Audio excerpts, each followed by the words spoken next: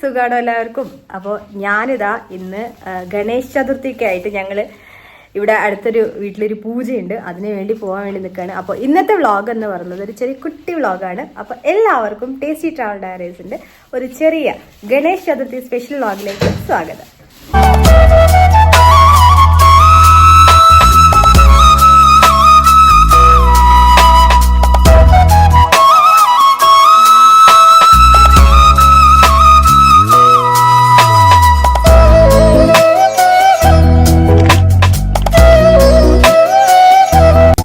അപ്പോൾ നമ്മളിതാ ഫ്ലവറൊക്കെ വാങ്ങിയിട്ടാണ് പോകുന്നത്. അപ്പോൾ ഇവിടെ സാധാരണ എങ്ങനെയാണ് കേട്ടോ, എന്തെങ്കിലും ഫംഗ്ഷനൊക്കെ ഉണ്ടാകുന്ന സമയത്ത് നമ്മളിതുപോലെ ഫ്ലവറായിട്ട് ബൊക്കെയൊക്കെ ആയിട്ട് വാങ്ങിയിട്ടാണ് കൊണ്ടുപോകാറ്.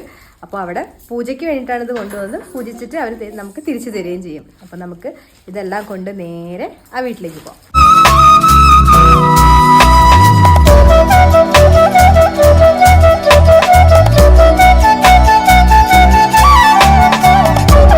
അപ്പോൾ അതാ ഈ വീട്ടിൽ വെച്ചിട്ടാണ് കേട്ടോ പൂജ നടക്കുന്നത്. ഞങ്ങൾ അവിടെ എത്തിയിട്ടുണ്ട്. നമ്മുടെ വീടിൻ്റെ അവിടെ നിന്നൊരു 5 മിനിറ്റ് വാക്ക് മാത്രമേ ഉള്ളൂ. നല്ല തിരക്കുണ്ട് ഇവിടെ.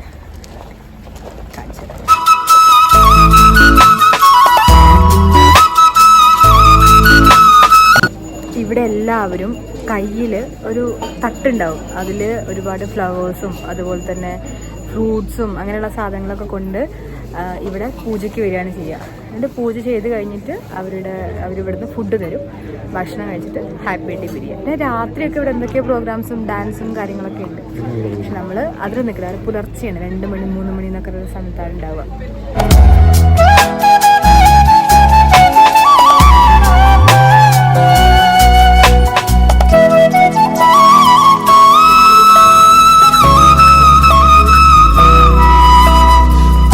ഈ വരുന്ന ആളാണ് കേട്ടോ നമ്മുടെ ഫ്രണ്ട് എന്ന് പറയുന്നത്. ഉഷ എന്നാണ് ആളുടെ പേര്.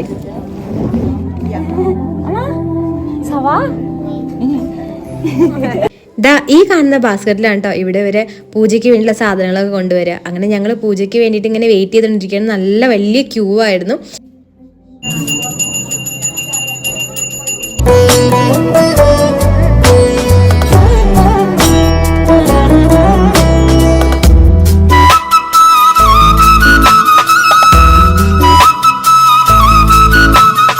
ശരിക്കും നമ്മുടെ നാട്ടില് അമ്പലങ്ങളിൽ ചെയ്യുന്ന അതേപോലെ തന്നെ കേട്ടോ ഇവര് വീടുകളിൽ ഈ പൂജയും കാര്യങ്ങളൊക്കെ ചെയ്യുന്നത്. ഈ ഒരു വിഗ്രഹം പൂജിച്ച് നാളെ വിസർജനത്തിന് വേണ്ടിയിട്ട് ബീച്ചിലോ അല്ലാന്നുണ്ടെങ്കിൽ തൊട്ടടുത്ത ഒഴുക്കുള്ള ഏതെങ്കിലും പുഴയിലോ അവർ കൊണ്ട് ഒഴുക്കുകയാണ് ചെയ്യാറ് കേട്ടോ. അപ്പം നമുക്ക് തേങ്ങയെല്ലാം പൊട്ടിച്ച് തന്നിട്ടുണ്ടായത് നമ്മുടെ ഫ്ലവർ കൊടുത്തു.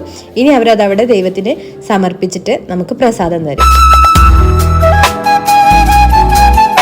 അങ്ങനെ പൂജ കഴിഞ്ഞ് നമുക്ക് അവിടുന്ന് പ്രസാദം കിട്ടി. നമ്മൾ ഭക്ഷണം കഴിക്കാൻ വേണ്ടി പോവാണ് കേട്ടോ. ഇവരെടുത്തിരിക്കുന്ന ഈ ഒരു ഡ്രസ്സിന്റെ പേരാണ് കേട്ടോ കഷ്ടി എന്ന് പറയുന്നത്. ഗണേശ ചതുർത്ഥിക്ക് മാത്രമാണ് ഇവർ ഈ ഒരു ഡ്രസ്സ് ഇടാറ്. അതുപോലെ തന്നെ നമ്മളിപ്പോൾ കഴിക്കാൻ വേണ്ടി പോകുന്നത് സെറ്റ് കറി എന്ന് പറയുന്ന മൗറീഷ്യസിലെ വളരെ ഫേമസ് ആയിട്ടുള്ള ഒരു ട്രഡീഷണൽ ഫുഡാണ് കേട്ടോ. നമ്മുടെ നാട്ടിലെ സദ്യയൊക്കെ പോലെ ചോറും അതുപോലെ പല തരത്തിലുള്ള കറികളും കൂടി കൂട്ടിയിട്ടുള്ളൊരു ഫുഡാണിത്. പംകിനും അതുപോലെ പച്ചക്കായ, അതുപോലെ സാമ്പാർ, തക്കാളി, ചീരക്കറി, ചക്കയുടെ ഒരു മെഴുക്ക് വരട്ടി, അങ്ങനെ എല്ലാം കൂടി ഉള്ള നല്ല അടിപൊളി ടേസ്റ്റിലൊരു ഫുഡാണ് കേട്ടോ ഇത്. അങ്ങനെ ഭക്ഷണം കഴിച്ചിട്ട് ഞങ്ങൾ ഇവിടുന്ന് ഇറങ്ങുകയാണ് കേട്ടോ. വീട്ടിലേക്ക് പോകണം. വീട്ടിലേക്കല്ല, ഞങ്ങൾ ഇവിടെ അടുത്തൊരു അമ്പലം കൂടി ഉണ്ട്, അവിടെയും കൂടെ പോകാമെന്ന് വിചാരിച്ചു. നല്ല തണുപ്പാണ്, അതാണ് ഷോളൊക്കെ പുതച്ചാണ് നടക്കുന്നത്. കാരണം സാരീൻ്റെ മുകളിൽ കൂടെ നമുക്ക് എന്തായാലും സ്വെറ്റർ ഇടാൻ വേണ്ടി പറ്റില്ലല്ലോ. അപ്പോൾ ഷോളൊക്കെ പുതച്ചാണ് നടക്കുന്നത്. ഇവരുടെ ഈ ഭക്ഷണം എന്ന് പറയുന്നത് അതിന് പറയുന്ന പേരാണ് സെറ്റ് കറി എന്നാണ് കേട്ടോ പറയുക. സെറ്റ് കറി എന്ന് പറഞ്ഞാൽ 7 കറീസ്, പല വിധത്തിലുള്ള കറികളാണ്. അതിൽ ചക്ക ഉണ്ട്, കടച്ചക്കയുടെ കറി ഉണ്ട്, അതുപോലെ നമ്മുടെ ബനാന ഇല്ലേ, ഗ്രീൻ ബനാന, അതായത് പച്ചക്കായൻ്റെ ഉപ്പേരി ഉണ്ടാവും. അങ്ങനെ പിന്നെ സാമ്പാർ പോലെ ഒരു കറി, സാമ്പാർ പോലെ, അങ്ങനെ പല വെറൈറ്റി ആയിട്ട് 7 കറികൾ അടങ്ങിയിട്ടുള്ള ഒരു ഫുഡാണ് ഈ സെറ്റ് കറി എന്ന് പറയുന്നത് കേട്ടോ. ഇവിടുത്തെ ഈ ഒരു ട്രഡീഷണൽ ഫുഡിൻ്റെ ഒരു പ്രത്യേകത എന്താണെന്ന് വെച്ചാൽ അത് അധികം സ്പൈസി ഒന്നും ഉണ്ടാവില്ല. സ്പൈസസ് ആഗ്രഹിക്കുന്ന, അതായത് സ്പൈസി ഫുഡ് ആഗ്രഹിക്കുന്ന ആളുകൾക്ക് എന്ത് ചെയ്യണം എന്ന് വെച്ചിട്ടുണ്ടെങ്കിൽ സ്പൈസി ആയിട്ടുള്ളൊരു ചട്നി കൂടി ഉണ്ടാവും. അതിൻ്റെ പേര് എന്ന് പറഞ്ഞിട്ടുണ്ടെങ്കിൽ കുച്ച എന്നാണ് പറയുക. കുച്ച ഒരു പ്രത്യേകത, നമ്മുടെ നാട്ടിൽ അമ്പഴങ്ങ പോലത്തെ ഒരു ഇതുണ്ട്, ഒരു കായുണ്ട്, അത് വെച്ചിട്ടാണ് കുച്ച ഉണ്ടാക്കുക. അതുപോലെ തന്നെ മാങ്ങ വെച്ചിട്ടും കുച്ച ഉണ്ടാക്കും. ആപ്പിൾ വെച്ചിട്ടുള്ള ഒരു ചില്ലിയുടെ ഇതുണ്ടാവും.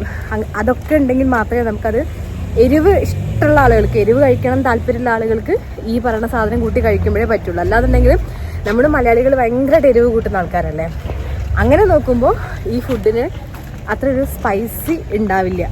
സാധാരണ ഇവിടെ ഒരു 7-8 മണിയൊക്കെ ആവുന്ന സമയത്ത് റോഡൊക്കെ വിജനായിരിക്കും, പ്രത്യേകിച്ച് വണ്ടികളും കാര്യങ്ങളും ഒന്നും ഉണ്ടാവില്ല.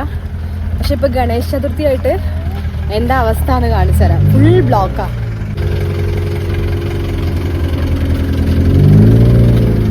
നമ്മളൊക്കെ അമ്പലങ്ങളിലാണല്ലോ പൂജ ഉണ്ടാവാറ്, പക്ഷെ ഇവിടെ വീടുകളിലാണ് ആളുകൾ ഗണേശ ചതുർത്ഥിയുടെ പൂജയാണെങ്കിലും അങ്ങനെയുള്ള പല പൂജകളും അവർ വീടുകളിലാണ് നടത്തുക. ഓരോ ഫാമിലി ആയിട്ടാണ് നടത്തുക. അപ്പം അന്ന് ഒരു ഗെറ്റ് ടുഗെദർ ആയിരിക്കും, എല്ലാ ഫാമിലിയിലുള്ള ആളുകളും വന്ന് ഒരുമിച്ചൊരു ഗെറ്റ് ടുഗെദർ. അവർ ഉറങ്ങാതിരിക്കും. നെക്സ്റ്റ് ഡേ ഈ ഗണപതിയുടെ ആ ഒരു വിഗ്രഹം വിസർജനം ചെയ്യുന്നത് വരെ, അതായത് കടലിൽ കൊണ്ടുപോയിട്ടോ അല്ലാന്നുണ്ടെങ്കിൽ എവിടെ കൊണ്ടുപോയിട്ടോ ഒഴുക്കുന്നത് വരെ അവർ ഭയങ്കര വ്രതമൊക്കെ നോക്കിയിട്ടായിരിക്കും ഇരിക്കുക. ഭക്ഷണമൊന്നും കഴിക്കില്ല എന്നൊക്കെയാണ് കേട്ടിട്ടുള്ളത്. നേരത്തെ ഞാൻ പറഞ്ഞില്ലേ ഓരോ ഫാമിലിയാണ് പൂജ നടത്തുക എന്നുള്ളത്. അപ്പോൾ ഇവിടെ ബാബു ഫാമിലി എന്നുള്ള പറഞ്ഞിട്ട് ഒരു ഫ്ലെക്സ് അടിച്ച് വെച്ചിട്ടുണ്ട് കേട്ടോ. അപ്പോൾ അവരാണ് ഇവിടെ പൂജ നടത്തുന്നത്. അതുപോലെ ഇട്ടു ഫാമിലി എന്ന് പറഞ്ഞിട്ട് വേറൊരു ഫാമിലി പൂജ നടത്തുന്നുണ്ട്. അങ്ങനെ ഒരുപാട് ഫാമിലികൾ ചേർന്നിട്ട് പല സ്ഥലങ്ങളിലായിട്ട് പല വീടുകളിലായിട്ടാണ് ഈ പൂജകളും കാര്യങ്ങളൊക്കെ നടക്കുന്നത്. അങ്ങനെ പൂജയെല്ലാം കഴിഞ്ഞു, ഭക്ഷണം എല്ലാം കഴിച്ചു, ഞങ്ങളിതാ വീട്ടിൽ തിരിച്ചെത്തിയിട്ടുണ്ട്. അപ്പോൾ ഇന്നത്തെ വ്ളോഗ് ഇത്രയേ ഉള്ളൂ കേട്ടോ. ഒരു ചെറിയൊരു വ്ളോഗായിരുന്നു. അപ്പോൾ വീഡിയോ എല്ലാവർക്കും ഇഷ്ടപ്പെട്ടു എന്ന് വിശ്വസിക്കുന്നു. ഇഷ്ടപ്പെട്ടിട്ടുണ്ടെങ്കിൽ ലൈക്ക് ചെയ്യാനും നിങ്ങളുടെ അഭിപ്രായങ്ങളൊക്കെ ഒന്ന് കമൻറ്റ് ചെയ്യാനും മറക്കണ്ട. കൂടെ ചാനൽ സബ്സ്ക്രൈബ് ചെയ്തോളൂ. സബ്സ്ക്രൈബ് ചെയ്തതിൻ്റെ ഒപ്പം തന്നെ തൊട്ടടുത്തുള്ള ബെൽ ബട്ടൺ അമർത്തിയിട്ട് അതിൽ ഓൾ എന്ന ഓപ്ഷൻ കൊടുത്തിട്ടുണ്ടെങ്കിൽ ഞാനിടുന്ന വീഡിയോസ് നിങ്ങൾക്ക് നോട്ടിഫിക്കേഷൻ ആയിട്ട് ലഭിക്കുന്നതായിരിക്കും. അപ്പോൾ മറ്റൊരു വീഡിയോ ആയിട്ട് വീണ്ടും കാണുന്നവരെ ദിസ് ഇസ് പ്രതീക്ഷ signing off from tasty travel diaries.